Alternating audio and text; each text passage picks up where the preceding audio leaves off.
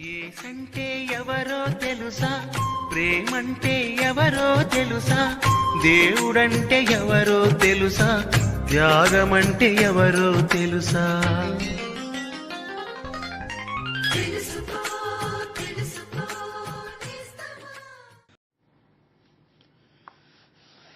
ప్రభువైన యేసుక్రీస్తు యొక్క అతి శ్రేష్టమైన నామమున మీకు వందనములు.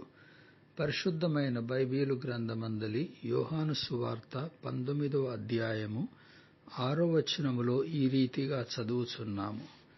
ప్రధాన యాజకులను బంట్రౌతులను ఆయనను చూచి సిలువ వేయము, సిలువ వేయము అని కేకలు వేయగా, పిలాతు ఆయన యందు ఏ దోషమును నాకు కనబడలేదు గనుక మీరే ఆయనను తీసుకొని పోయి సిలువ వేయుడని వారితో చెప్పెను. ప్రభువైన యేసుక్రీస్తు ఏ రాత్రి అయితే పట్టబడి విచారింపబడెనో ఆయన యందు వారు ఏ దోషమును కనుగొనలేదు. అయినప్పటికీ పిలాతు ఆయనను కొరడాలతో కొట్టించెను. ఇదంతయు మానవుని దుర్మార్గతయే.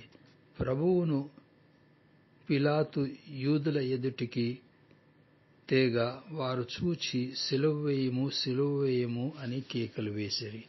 పిలాతు ప్రభువునందు ఏ దోషమును కనుగొననప్పటికీ యూదుల కోరికను అనుసరించి మీరే ఆయనను తీసుకొని పోయి సిలువ వేయుడని వారితో చెప్పెను.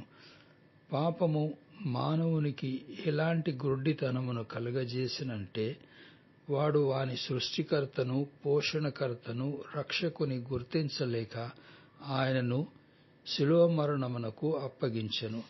శిలువలో యేసు ప్రభు మానవుల శిక్షను అనుభవించి 3వ నాడు మృతులలో నుండి తిరిగి లేచెను.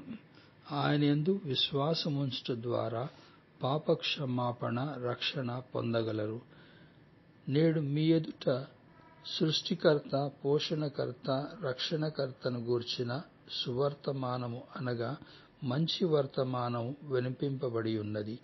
ఆయన యందు విశ్వాసముంచి రక్షింపబడాలని మీ నిమిత్తము దేవుని వేడుకొనుచున్నాము.